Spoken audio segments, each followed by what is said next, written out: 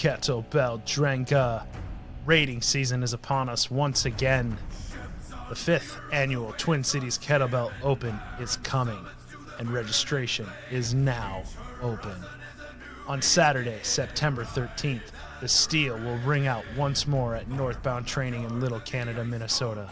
Honorable warriors will test their mettle in person or through online video submission, all for their chance at glory.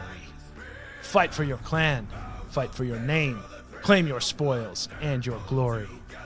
Early entry is just $100, with raffle prizes for all competitors and cash prizes for the top in-person performers. Every lifter enters the battle. A few leave legends. Go now to TwinCitiesKettlebellClub.com to register today. Come, answer the call of battle, sign up today, and may your name forever ring out in the Hall of Champions. Go to TwinCitiesKettlebellClub.com.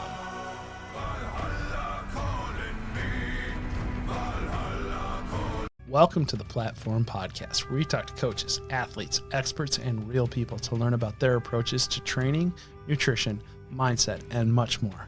I am your host, Jordan Kunde Wright, founder and head coach of the Twin Cities Kettlebell Club.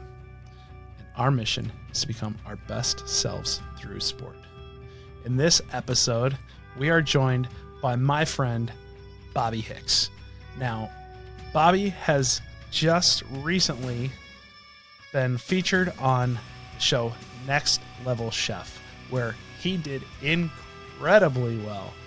If you haven't watched it, the season just had its finale, and I waited to release this episode until the season was out because I can say, spoiler alert, your boy crushed it. I won't say exactly how well he did in the season in case you want to go back and listen to it, but we recorded this much earlier in the year before he could even talk about a lot of this, but it's officially out now. The season has run. It's been published. You can catch it on Hulu. You can catch it on Fox, but Bobby is such an awesome and talented human being, and it's just such a joy to watch him, and it's so crazy to see him on TV and know that there are millions of people getting a chance to know the person that I know and to see the Bobby that I know and to get his opportunity for his talent to really be put on a national stage is just super, super cool. And we really dive into it in this episode and talk all about his experience on Next Level Chef and how challenging it was and how kettlebell sport and the toughness that he built in kettlebell sport and other adventures that he's had in his life had really prepared him for this truly unique, amazing experience that he is a part of. So I really hope you enjoy the episode. I hope that you have a chance to go watch Next Level Chef on Fox and on Hulu.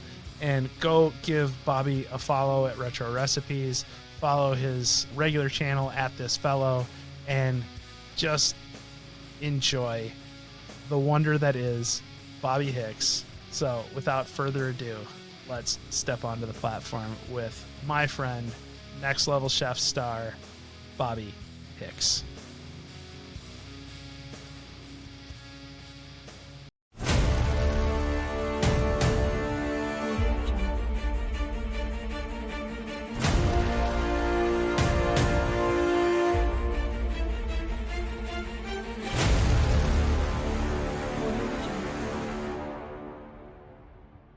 All right, welcome in to this week's episode of the Platform Podcast. I am very excited to welcome back who might be now the most famous guest I've ever had on this podcast, the one, the only, Bobby Hicks, kettlebell sport athlete, content creator, chef extraordinaire, creator of the Retro Recipes Kitchen, and now the rising star of Fox's own Next Level Chef with Gordon Ramsay. My good friend Bobby, welcome back to the Platform Podcast. Yeah, don't stop there, man. You can just keep going if you want. I could. You're very easy. You're very easy for me to be effusive about. So it's funny because I also wonder if I'm also next to David. It's like I think I'm probably the most frequent guest on your pod as well. I think this makes like the third or fourth time. I think it's the fourth time you've been on. Yeah.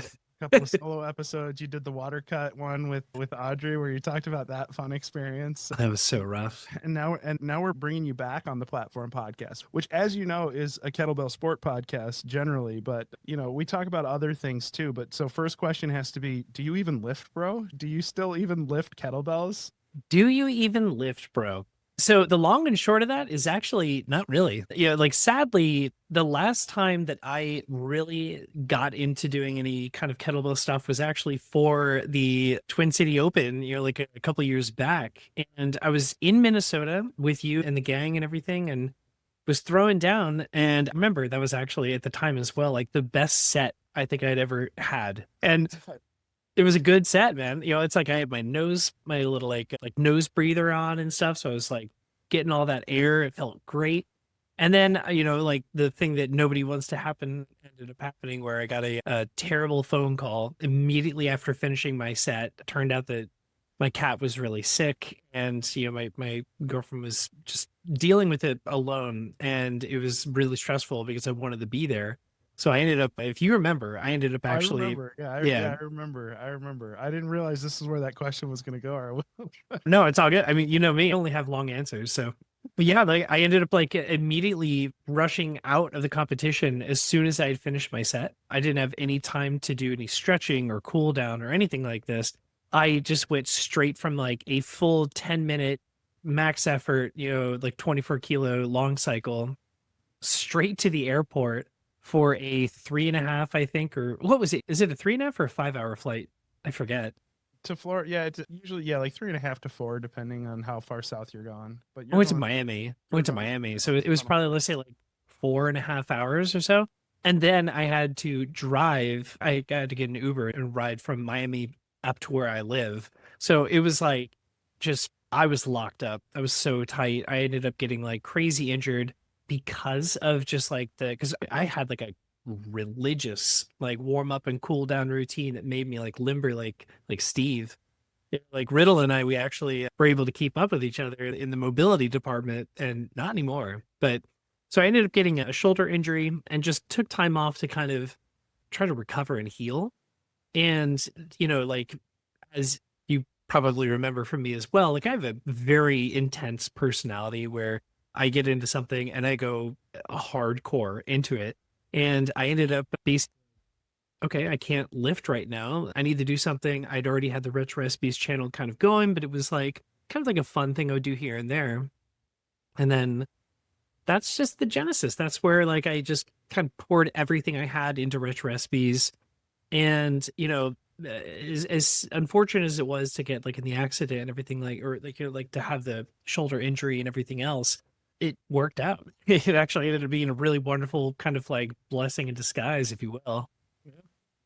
Yeah. So for the people that aren't familiar with what Retro Recipes is, because some people may only know you as this fellow, depending on how tightly they follow you. Tell people a little bit about what Retro Recipes actually is and how it came to be, the origin story of that particular Instagram channel or persona. I don't know what brand, I guess you would call it now. Yeah, I guess at this point I just called it brand. So basically, like I'd been a content creator which is such an annoying term already, but it's like, we're going to go there. Yeah, I'd been working with brands in a digital capacity, making advertisements and, things like that for them for a decade. And it was kind of like around the lockdown of 2020, like, Keiko and I were still in New York City. And it was one of those things where I couldn't do what I normally did, which is get in a car and drive out to a beautiful mountainside or something really aspirational and cool and make like really cool photographs or videos and stuff that are revolving around kind of like men's fashion or lifestyle or just whatever. And ultimately, Keiko thrived at it a lot, and it just kind of forced me to be like looking more internally of like what I could be doing to be better when the world kind of opened back up. And so I did two things. I lifted a lot of kettlebells. And that was all I did. And then, we were fortunate enough to be able to move down to Florida, where she was from, in South Florida. I'm from Orlando, but we moved down to South Florida. And, basically there, it was just like, okay, I've got a really big kitchen now. I have a lot of space for all my lighting and stuff like this. Why don't we actually do this Retro Recipe thing that was kind of like kicking ideas around with Keiko during the lockdown. Just like, why don't we take the strengths that I have, which is video production, and why don't we try to incorporate that into one of our passions, which is thrifting or antiquing, and that kind of like the fun of just these weird, kitschy, dumb retro dishes, you know? And so that's kind of how it started. You know, like I just made simple videos that we hired a narrator who makes like the best transatlantic accent and stuff. And you slowly built out this brand video by Put that video. into the refrigerator for Yeah. pause. Yeah. And so Katie, Does- you know, it's like, He does do a great accent. I love that. I love that voice. and my favorite part is that eventually later on, like, you know, after I was able to kind of convince people, like brands in particular, hey, there's something here. I know I can do this. I can work with any brand, blah, blah, blah. Once you kind of get past the point where people are like confused, you know, all of a sudden I was able to actually get some projects. I was making a little more money and stuff like that. And so I was able to hire Katie's husband, who's also a voice actor. So the two of them were voice actors, and I was able to actually hire them so that Katie would do the voice of Rich Recipes, and then Garrett would do the voice of like ad reads. So like I would make a separate video and he would be the narrator for that. And so it actually would feel very much like you're watching a show and it's cutting to a sponsored break, and it doesn't upset you though, because it's like the same kind of kitsch and fun, but in a different style and voice. And so it feels fresh.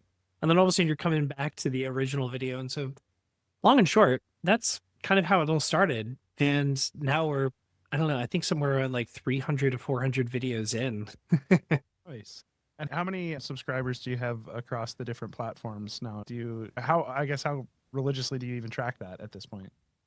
I mean, at this point, like, I don't really I try not to be very precious about the audience sizes in general, not because it's not important. You know, it definitely does help, especially because I'm trying to get work with brands and things, or, you know, like a little street cred, I guess.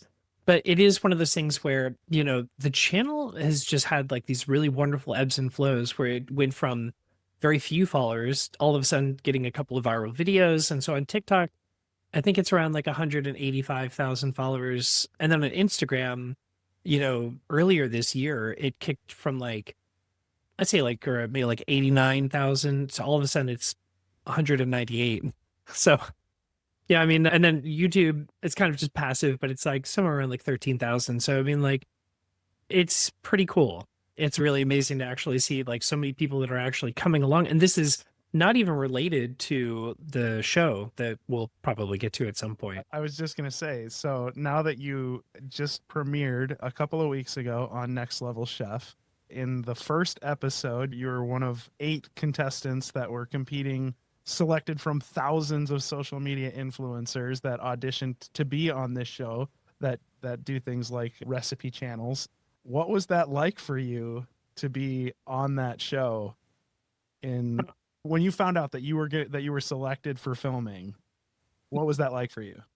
It was pretty intense. I mean, like, the entire process itself was really lengthy. They are incredibly thorough, the Fox team and Studio Ramsey.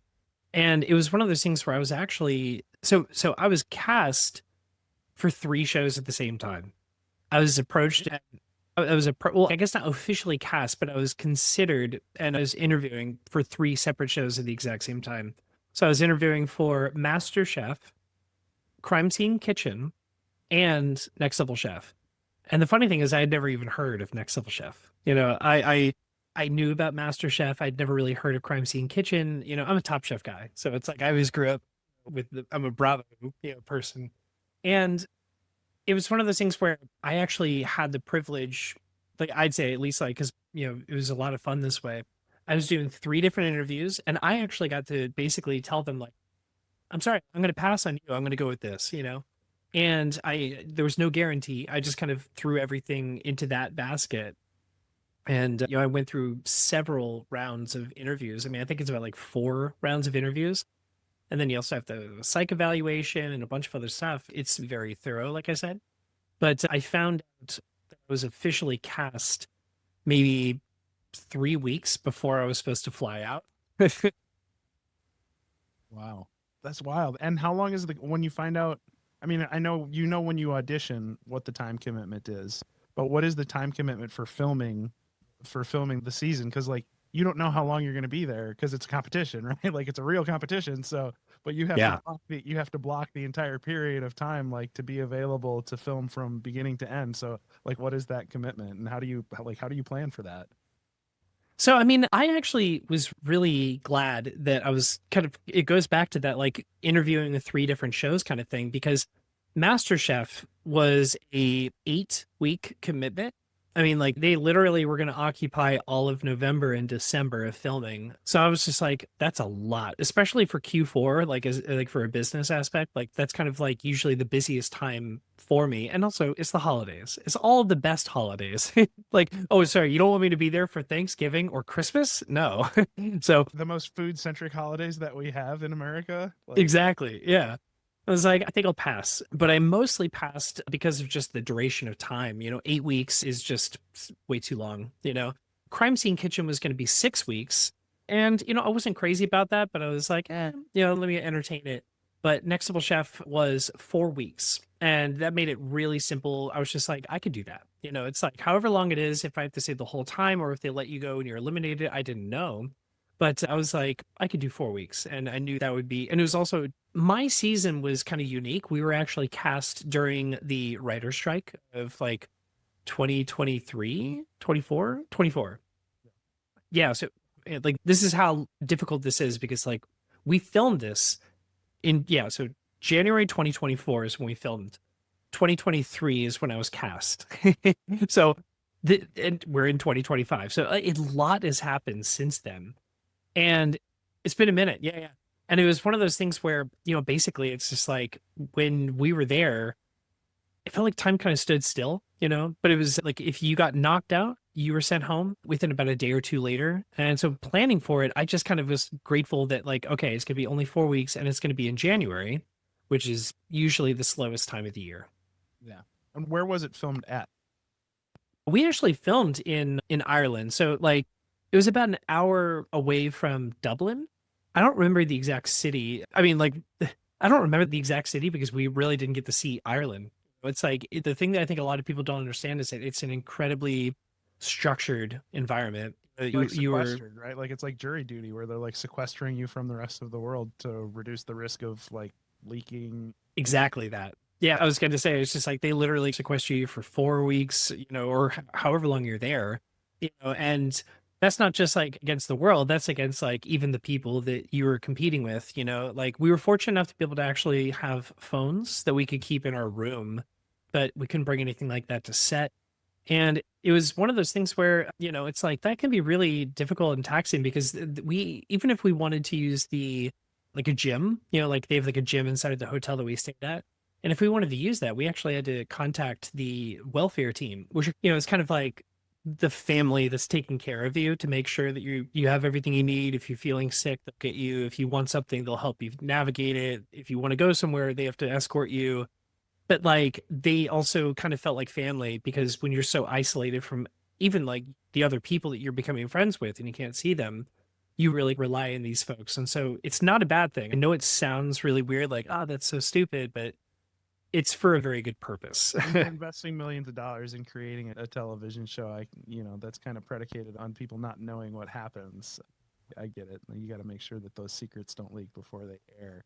So we'll try not to do any spoilers before episodes have premiered, but I'll be good. I do have some questions because as you know, my wife and kids are watching it. We watch it together. It's like we were especially excited to watch the first episode when you were on it. So I asked the kids and I asked my wife, like, what questions do you want me to ask Bobby? So I actually have some questions from the kids. So I'm so excited.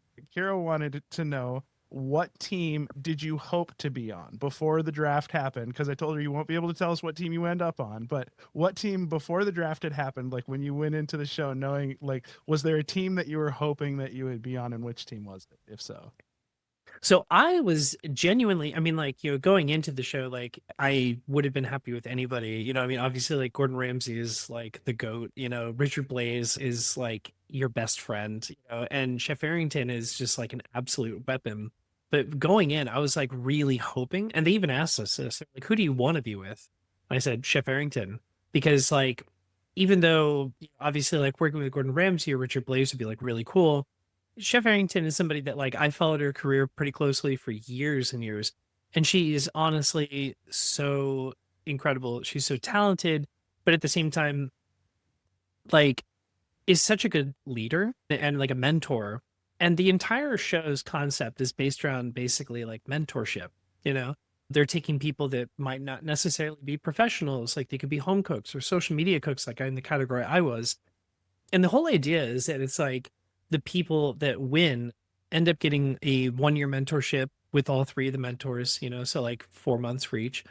And throughout the show, like the mentors themselves, like when you're on their teams, they will like help you out. And it becomes this like really wonderful, almost like a workshop, but like of hard knocks, like you're thrown in the deep end, but that's like usually where I thrive. Yeah, it was one of the things that actually surprised me on the first couple episodes where they're doing the basically the weed out of they have to go from 8 from each category down to 5, right? So Yeah, we call it the auditions. yeah, the auditions for each group. I was actually surprised, like some of the mentors would come in there and they were talking like they were doing what you see on competition cooking shows where they're talking to them about like, well, what are you doing with your ingredients or what's your plan here, and they're talking to them, right? And then like they were actually giving them feedback. Like, one person talked about, you know pairing of lemon and cream and something. They're like, I don't think that's going to work the way that you think it's going to work, right? Like, like I was like, oh, that's really interesting, because a lot of times they're just like, okay, they're not trying to mentor them, they're just there as hosts, and like they let people make mistakes, and they're just like, oh, and then you hear them come back to the table and they're like, yeah, I don't think that's going to work out very well.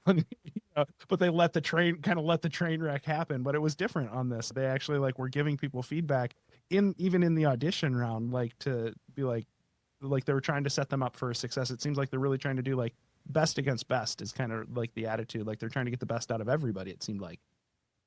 Yeah, and honestly, like that's a constant theme throughout. And I think the thing that I would have been asking at least, or at least I did ask when I was like reaching out to some friends that were on previous seasons. But like, I was always kind of wondering like how authentic it all was. And I can report back, it's very authentic. Like when they're coming to help you out, they're never trying to actually make drama, and I think that was something I really respected about the show because again, I'd never even heard of it. So when I was approached, like I casting agents come out to me and they were just like, hey, we think you'd be a good fit for the show. And I was like, never heard of it. Let me do a little research. And I watched it and I immediately got hooked because the concept of it is so different and so fun, but it's also scalable. It's something that I could see like being a global franchise. It's something where I could actually see them do something like All Stars. And the whole idea is that basically like they try to treat it like an NFL combine, where like they're taking the best of each of these three categories and then creating the teams that they want. And then, from there, like those teams are competing to like stay in the competition, not get weeded out. And then to the very, very end. And then it's just the best one wins. And I think it's really like, it's just, again, it's so fun because if you haven't seen it, also, I'll like preface this, what makes it so extra insane is so there are three platforms. They got the basement level, which is basically trash on fire. Middle level, which is, like it's a good kitchen, everything you need and nothing more. And then the top level kitchen obviously is like the bells and whistles, like the nicest of anything you could possibly dream of using. And, the main idea is that like you've got people on each team. The winningest team is going to be on the top kitchen. The team that had maybe like lost somebody in an elimination is going to be in the basement level, the bottom level. And then the team that kind of skated through is going to be in the middle. And a platform comes from the ceiling. And you have about 30 seconds to run over, grab what you need to make a dish based on a theme. And within those 30 seconds, if you don't get what you need, that's it. That's all you've got to work with. And then the platform drops down, it goes to the next level. They do the same thing. The platform goes down again and they do the same thing. So what's happening, what makes this so interesting to me, and it's almost like it levels the playing field in a way where it's like, if you're in the top kitchen, you not only have the best equipment, but you also have the best and first grab. So you have zero excuses. So when you're up there, you have to be like dialed in and making the most like sophisticated, like top level elevated dish possible. And when you're in the basement, it's like you are working with not only the worst tools in history, but you're also getting like the bottom of the barrel, literally kind of like scraps of things that people just threw and tore apart and left on the platform for you. And like you got to still come up and be really creative. And I can tell you right now, like the amount of times that I was in the lower level and like I made something really cool blows my mind, because like you don't even realize like how creative you get when you have nothing else to work with. So it's funny that you bring that up. We just had, from the company I work for, my day job, we just had like our, kickoff. We always have a keynote speaker for, for a big kickoff event, and it was the woman that founded Milk Bar, and she was Oh, and she was cool. and she was talking about how she came up with, their now signature milk bar dish, right? The signature milk bar. She like had set a goal. She was going to make dessert for every family meal, which is the pre-dinner rush meal that the staff eats together, for people that have never worked in the service industry, right? So family supper, if you've seen The Bear, like they do family supper. She was going to make dessert for every family supper. And, one day the kitchen was like basically bare because they had really hit their numbers like to the T, and they hadn't yet got their delivery for they hadn't gotten their delivery yet to restock the kitchen. And she's like, oh shit, what am I going to make for family supper? And all she had was like milk, eggs, and butter and sugar. And she had to figure out what to make. And she made her famous milk bar, and the whole point was deprivation leads to the best innovation, because you have to get creative when you're just down to like bare bones, like, which I think was kind of what your point is, like, that deprived state is what like triggers that creative nature in you, because you don't have any other choice. Yeah, and it's honestly one of those things where I had the most fun doing that kind of stuff, because there are a lot of people that are like incredibly talented professional chefs that like could, bury me into the table when it comes to making like a really good dish, like given the amount of time. But I think one of the strengths that I've always kind of had, and I don't know if this is just like being kissed by the ADHD fairy or something, but it's like I have a really strong ability of being able to thrive in a chaotic situation. Like, and it reminds me honestly of like being on the platform, like during a competition set, like I will have never been more dialed in than when I'm in a competition. And it's actually pretty appropriate that we're chatting about this in our history and stuff, because it's like this is actually the first competition thing that I've done since, like we did Twin Cities, a couple of years back. And it was one of those things where it was so cathartic for me, because like I really long for things like this, like, as you get older, you kind of at times like miss opportunities, or you give up things that you may have had in the past. And there, like there's certain things that never really go away. And I think for people like us, that really thrive in like that fight or flight sense of something that's in a controlled and safe state in a way as well. Like doing competition is like so essential. And I think that it's actually really good.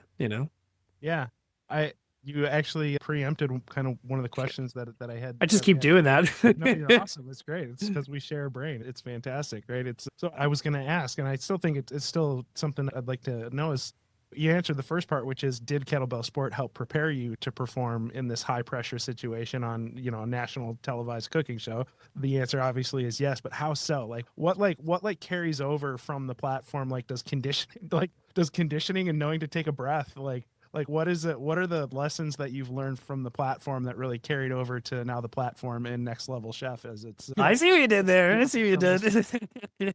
Well, yeah, honestly, I mean, like, I think that there are quite a few parallels in a way, but it's like when I'm thinking of competition, like like you could play basketball or soccer, or football, or something, and I'm sure that there are like there are parallels to time with most competitions, but I think in particular with like GS, it's like with good old kettlebell sport, man, it's like there's something about it, and I'm sure you've talked about this. We've talked about this for sure. That it's almost like into ice baths, right?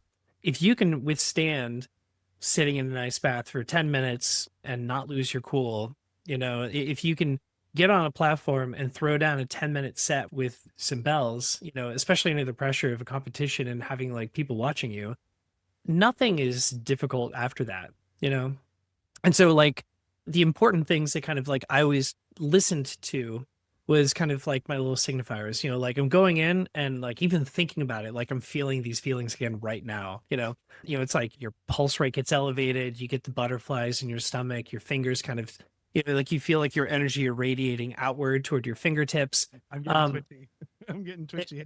I was gonna say, like, you can feel it, and it's one of those things where that feeling was a good feeling. I felt that often and every day, basically. It's like that I was there, and it was a good thing because then the second, like the timer starts and it's like 3, 2, 1, go, and you have to like sprint for your stuff.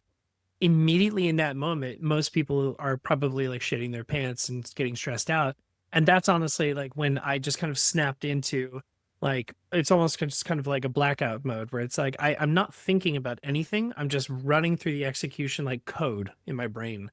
And, I think in ways like that's where I was able to thrive pretty decently over maybe some other people.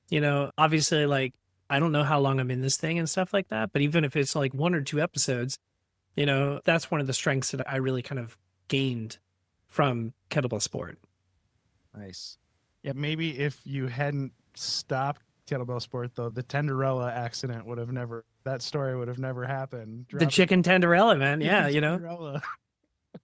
like I wish I had a camera on my kids when that happened because we were watching and Kira was laying over on the couch and she was just sitting there just all relaxed and chill, and then all of a sudden they show the clip of you dropping your chicken tenders and she just put like hands on head, surrender cobra, like, oh my god, her face was just panicked and she was like, he cannot get eliminated in the first place. So and she was so stressed out, and then there was much celebration when, spoiler alert for those that haven't seen the first episode, Bobby did make it through the first cut, which has debuted, so there's no spoilers from a contractual standpoint. But yep, you didn't see it.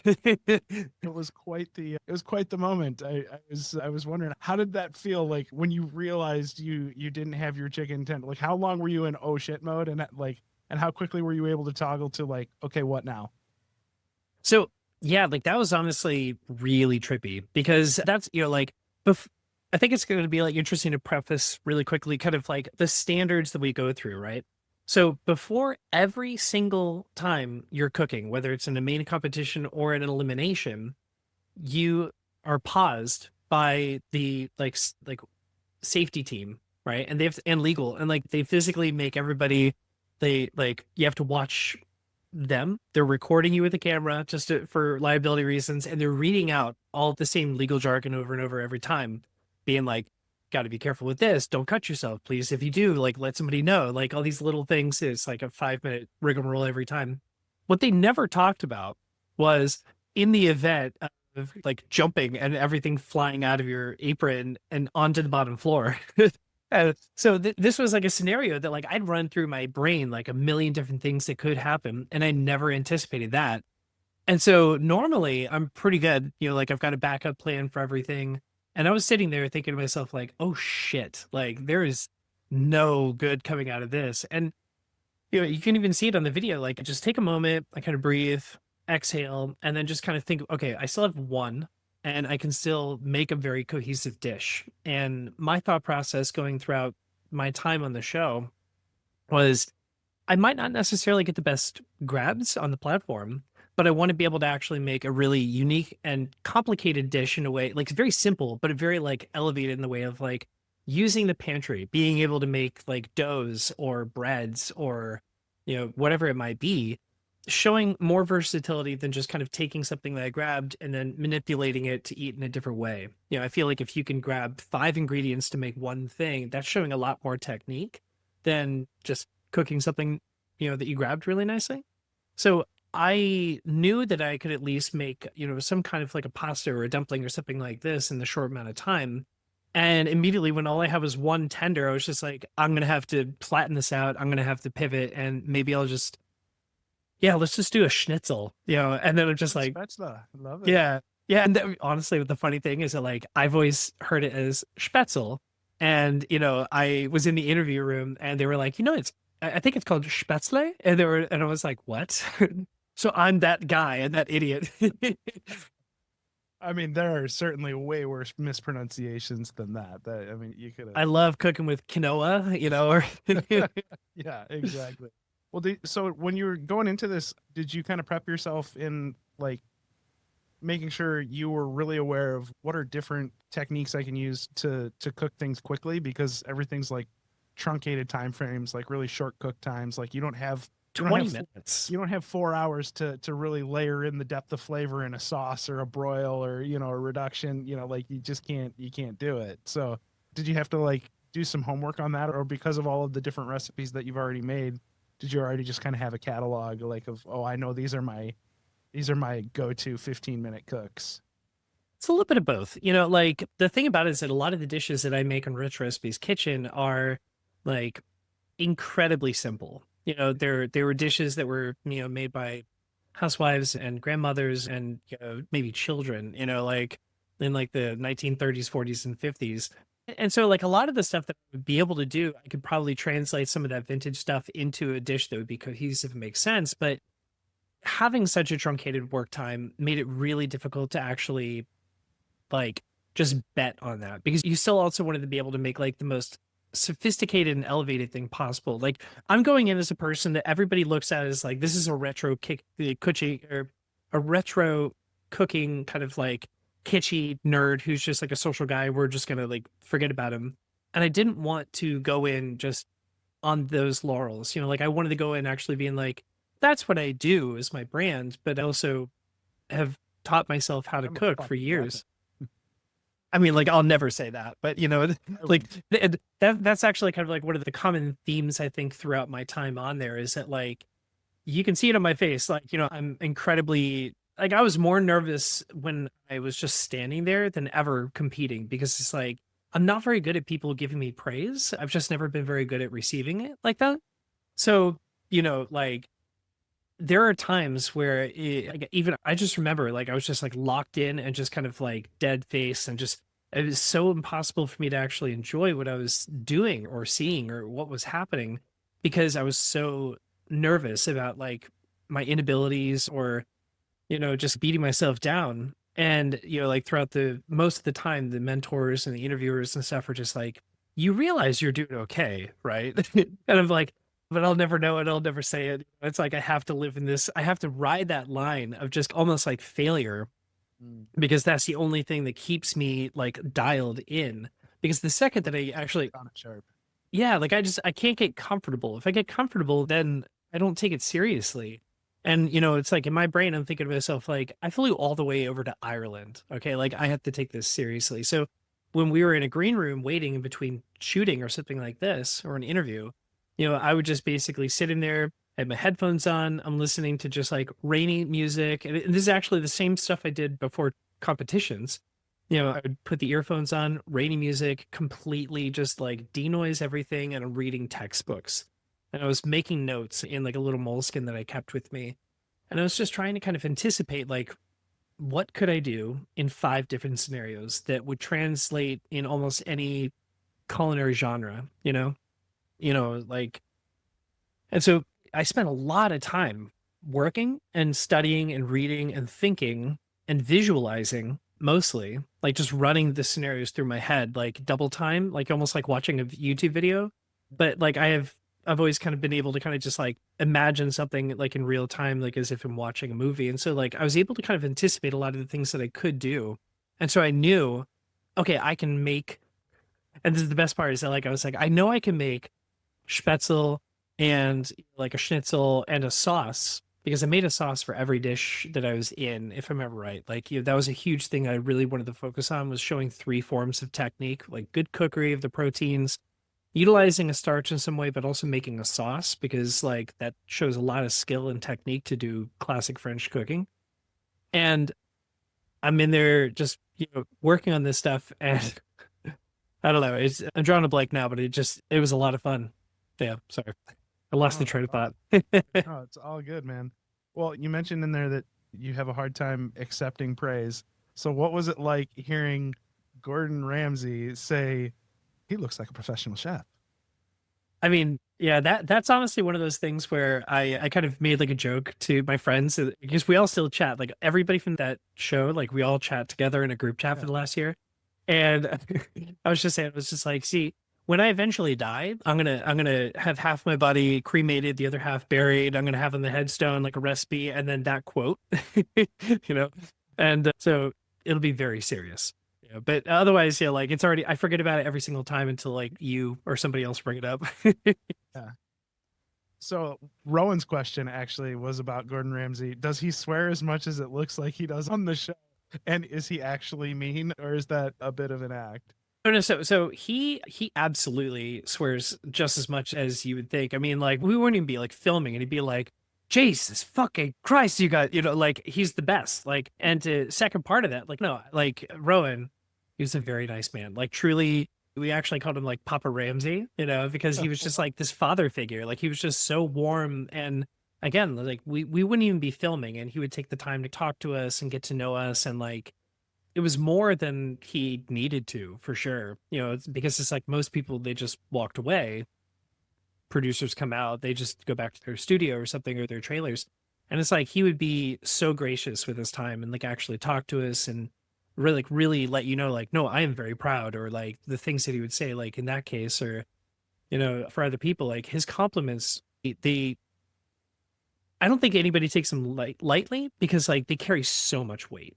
Like if he says something really positive about you that feels again also very organic and real, it's like that could change your entire career. Yeah. Yeah, I think he strikes me as very genuine and very authentic in both regards, right? Like when he's doing his thing that you see on like, Kitchen Nightmares, or it's like it's because he is genuinely pissed that people are not meeting the standard that he thinks people deserve. And but also, like, if you're somebody that's earnestly trying to hit that standard, like, he will nurture that, is what it appears to be. Like it appears to be like very much like it just a big feels the feelings big and kind of shows that way and shows up authentically that way. Yeah, I mean, like, and it's really cool because he's so genuine, like, I mean, because obviously it's like there are lines where like people might say something again or something on the camera and all this. Like, this is TV, at the end of the day, like, they are trying to have moments and sound bites and things like this. And if they don't say it right, they can even record it in like a studio later and stuff. But when it comes to like the people themselves, like, they were very authentic. That's really cool. Very cool. Steph wanted to know, how do they actually feed people on a cooking show? Like, what is that like as somebody who's there to compete on a cooking show? How do they actually like feed people while they're sequestered and everything? What was that like? I mean, so they were like incredible. Like they really make it a point to take care of you in every way possible. So even like at one point, like later on, almost all of us ended up getting sick. And so like the welfare team is out there like going out and getting us medicine and stuff. Like they're making sure they're giving you little like yoga breaks during certain times of, like on a day off or something, just for that mental relief. But when it comes to the food, it's like we'd have breakfast in the morning down inside the hotel, go to the studio, and then midday they would send out somebody to go get something from like a nearby shop, and we just look at the menu and they'd bring something back. And then if you wanted to, we were given like a relatively small per diem, but like enough that we could actually order like a dinner or something like that from the hotel's room service. And so for me, it's like when I got back home, I actually was like 10 pounds lighter because I can't eat. It's like I cannot eat when I need to like focus and like there's a competition. Like I've always struggled with that. So I might have like some fruit salad in the morning time at breakfast, and then I wouldn't eat again until about like 9 or 10 o'clock at night. So I would basically say that like they took really good care of us, but like they used to get really annoyed at me because he'd be like, you have to order something because we have to show that we ordered you something. And I would just be like, hey, do you guys want my food? And so I just like, on hunger strike. yeah, no, they were constantly just like, please, can you at least get like a chicken breast? And I'm like, Brandon, do you want a chicken breast for your salad? He's like, sure. So like, I just give my food to everybody else who was like in the competition with me.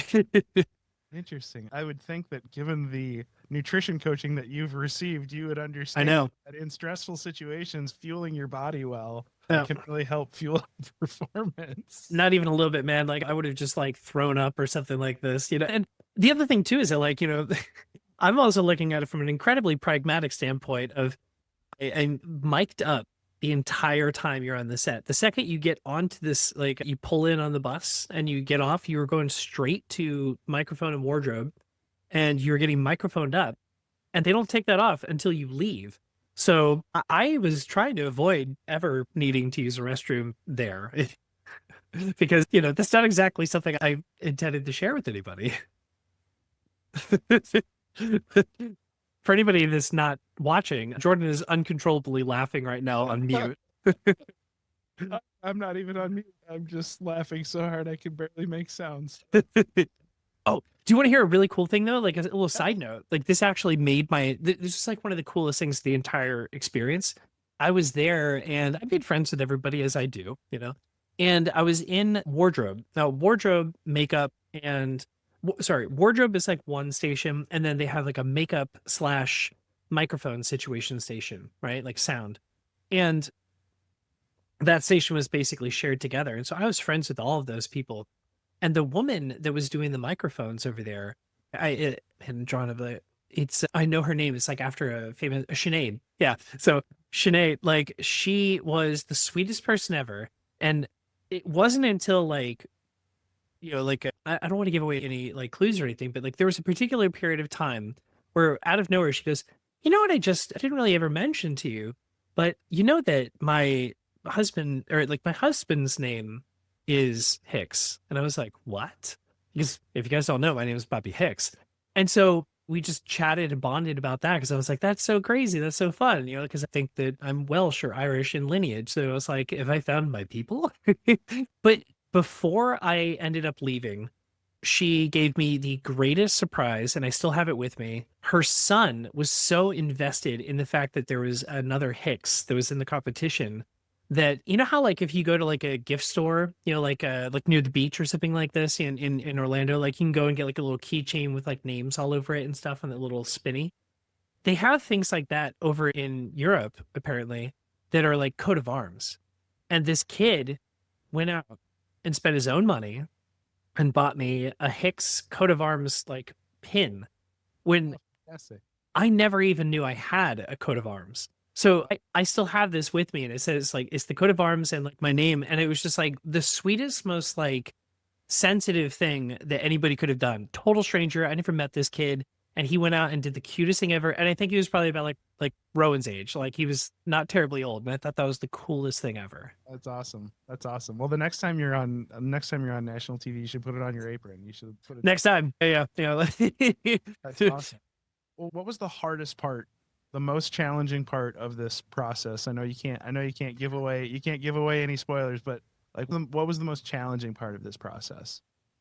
I think honestly the challenging aspects were really just kind of the isolation, and actually if I were to go even deeper, it's not even just so much the isolation because like that kind of compounds the real big hurdle that you would run through where what makes it so difficult to do a competition for television, and keep in mind, it's like, I'm not complaining. Like this was an experience that I loved. And I even have said to them, I was like, if you guys ever decide to bring me back for any reason, I will 100% do this again because I had such a good time.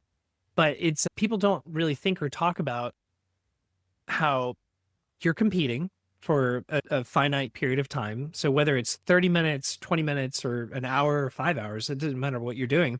You're competing and you're giving it everything you've got, in that window of time. So you were full tilt dumping all of your adrenaline, like you're just jacked to the gills, right? And then 3, 2, 1, hands up, utensils down. You back away, and then immediately you have producers that come out and they are, and again, it's not to be rude. There's a method to the madness.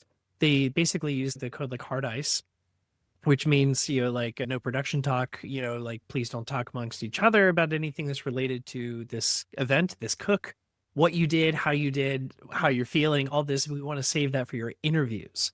So as soon as you're done with these crazy cooks, you have to go back to the green room, can't talk to anybody. So I would just like read textbooks, and then you have to save that to go to your interview, and like every single person gets interviewed, and you go to your interview, and then it could be 20 minutes, it could be an hour later, you're going back for the mentors to actually taste the food and film that tasting portion. So it gets really intense because let's say you have the worst dish, right? And you're thrown into an elimination. You at this point have been in that studio for 7 or 8 hours. You gave everything you had in the particular cook. and then immediately had to kill that high. It's like you weren't really able to just like elate and just like how amazing that was and talk about it and shout and like the way that you want to do after you do a competition. And that is something that is almost paralyzing and just kind of exhausting. And I think that bless you. And I think I think that's actually like, that was the hardest thing that any and everybody on the show like had to deal with, because you go from like feeling amazing and then imagine like getting a bad dish and then you have to turn it back on again and do another cook and then also again wait and then come back for the tasting. It's like your body has gone through so many roller coasters hormonally, that it just makes it like impossible to fully recover. And we also film every day, so it's like you don't really have much time to rest. That is that what you described actually makes so much sense to me, because that's against human nature, right? Like, Yeah. even when you lose a competition, there's still like you want to have that camaraderie after, right? Like there's always that, like when you played rugby, there was always the social after, at kettlebell competitions, there's the there's the after party. Yeah. There's the immediate like camaraderie after your set where you're talking about it with your coach or you're talking about it with a teammate or something, like you said, whether it goes good or bad, like just that catharsis of like processing with other people and sharing in the joys or sharing in the pains, right? Like to have to like contain that or not engage in it, like has to feel very jarring. Like I can't imagine having to do that.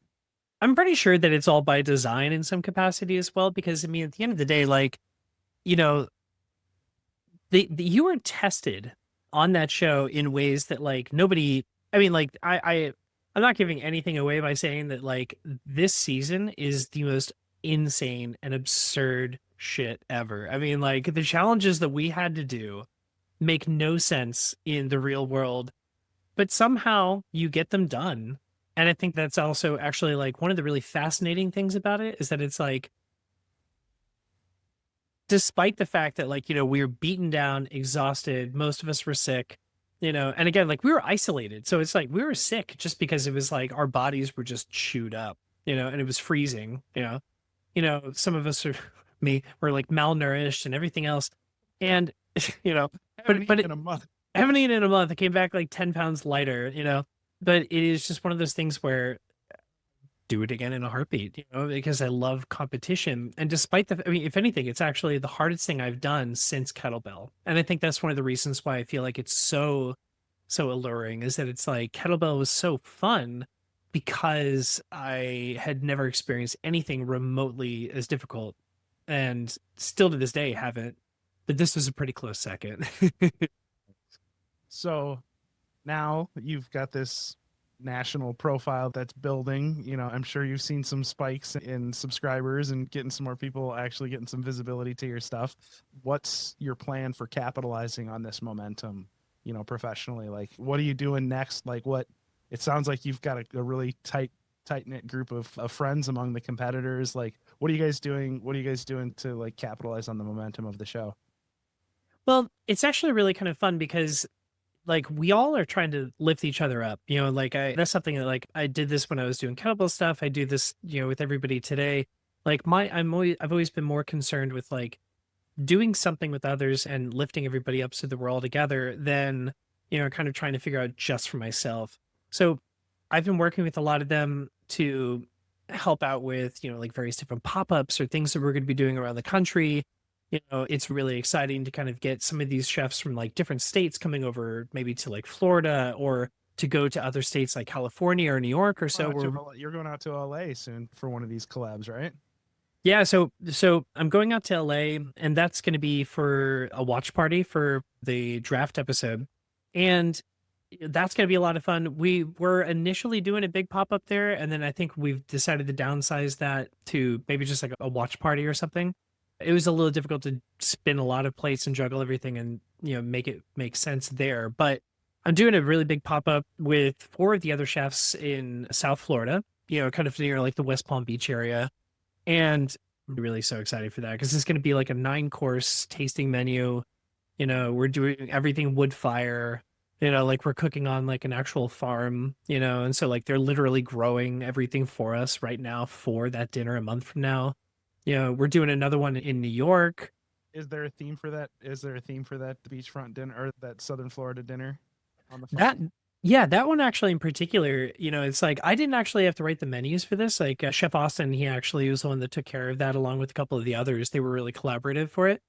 And that one is gonna be a like a Mediterranean kind of inspiration. So it's really beautiful food, like warm spices, slow braised proteins, but like it's really fun because it is a super unique recipe, like a menu. Like the flavors that everything are going together, they make sense, they translate, and they taste delicious. But it's very fun because like I've been going through and doing some recipe development with Austin at my house and stuff, and some of the things that we're doing are just like they're exciting because like I'm not seeing these things anywhere else, and we might not again. Love it. I love it. That's fantastic. So what's next for you on the horizon? What are your big things aside from these pop-ups these next couple of months? Well, I mean, basically for me, it's like I'm just trying to focus on how I can utilize. I mean, like this is still a big question mark because I am getting some folks joining the channel new and recent. But it's one of those things for the show is the season 4 is so new, and so it sometimes takes a little minute before you really see like a massive uptick. So I'm just really trying to utilize this as an opportunity to network a bit more and help bring a little bit more of my reputation out as a private chef as well because when I got back from the show, I actually really needed to do something. Like I was having that itch, that creative itch, and I was just like, I'm not getting it making videos. I need to do something else. I think it was I wanted to cook more, and I managed to get this amazing job as a private chef, and so now like that's kind of like a in a way it's like a second gig because like I do consider like being a content creator my primary like breadwinning occupation, but just tonight, it's like I cooked a dinner for a family and it was the most rewarding thing. So I'm trying to do that just in the event as well. That it's like if I wanted to, I could actually build out a business doing this as well, or at least utilize the reputation of the show. But long goal, I would really love to do more TV and do something a little more based on like being a personality of some sort or like a host of something or a judge of something because you know I think that's something that I can actually thrive in. I'm good at being on TV and communicating, and I'm not nervous by it or anything. And I'm You're easy on the eyes, I gotta tell you. easy on the eyes, but it's like I'm also just getting tired of like I'm not getting tired of it, but it's like it's a lot of work to make videos and it's a lot of work to do it especially by yourself. And I've been doing this for years and years. I mean, like I think at this point I've done content creation for 12 years, maybe 10 or 12 years. And You were an influencer before it was cool. yeah, I mean, like, this I've been paying my bills forever. And it was one of those things where as much as I love doing it, it's like I'd like to do something more and new, and not say that I don't want to do it anymore, but just see if there's a way that I can kind of tie it in where I can do maybe making videos as like the secondary thing. And growth, right? Yeah. Everybody wants growth, right? Like I think I could totally see you being like, Maddie Masterson, where it's like, oh, social media personality. Oh, also runs a whole bunch of restaurants and has and is on television and right, like We love Maddie. I could totally see you. I could totally see that for you. Like that does fit. So I can totally see that happening for you. And it's like I'm about to turn 40, which is wild, and it's one of those. Like a day over 22, man. Aside from that mustache, I don't think you could have grown that mustache at 22. But No, I could barely grow still this got mustache you still got today. that baby face, man. You still got that baby face and the hair. It's just This is the low bandwidth resolution that's giving me the baby face. But I mean, it's like it's one of those things where in an era of social media not necessarily being a young man's sport kind of thing, but it's like, like it is a thing where my style of content creation, it might be appropriate for millennials and things like that. And actually like, folks that are like 50 or 60 and older actually really love what I do. yeah. You know, basically anybody that has like a hip transplant, it's like a hip replacement, they probably follow my channel. But it's like I think I would try to go for like the Mario Lopez of just like, like let's do something else and where I can still do something I enjoy doing and just kind of chat with people and just kind of, I don't know, be a personality. But either that or like I just would love to make enough money so I could hire a team to help me out because it gets difficult sometimes. Yeah, the grind is real for sure. Well, man, I really appreciate you coming on and talking with me about it and spending so much time with me and working through the operations that we somehow managed to navigate. But it's always wonderful to see you. How do people follow you? Where should they catch new episodes? Like, give the people the call to action. Oh man, we have like a big spiel today.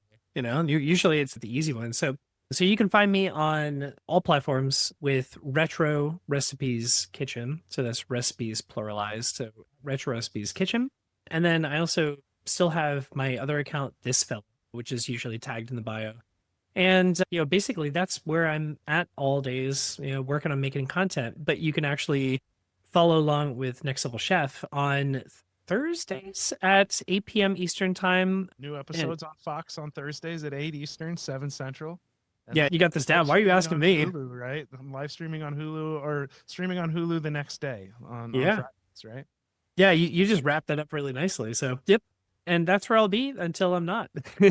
But I'm actually excited because I'm actually making a recap video for every single video that I'm in. So, like, if I am in that episode and I made a dish, I'm going to make a video showing you how I did it or what I would have done differently. So, keep that in mind. It'll be fun.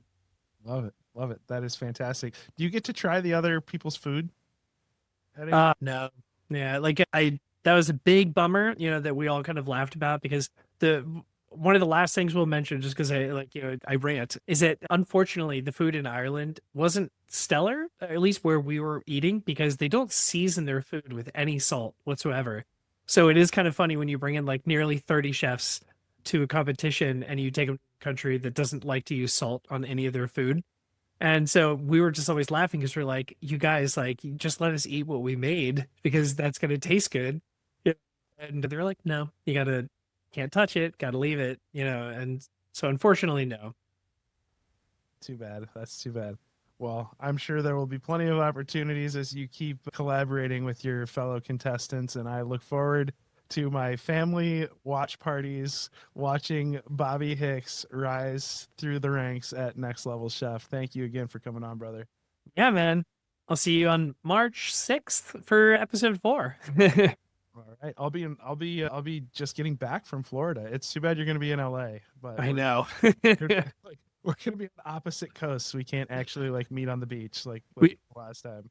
yeah, we do this every time, I swear. Like, I feel like the second or third time you come down and I wasn't able to. It happens. We're going to get together again soon. I'm going to give you a big old bear hug. So I appreciate you, man. I love it. We'll talk soon. See you, buddy. See you, buddy.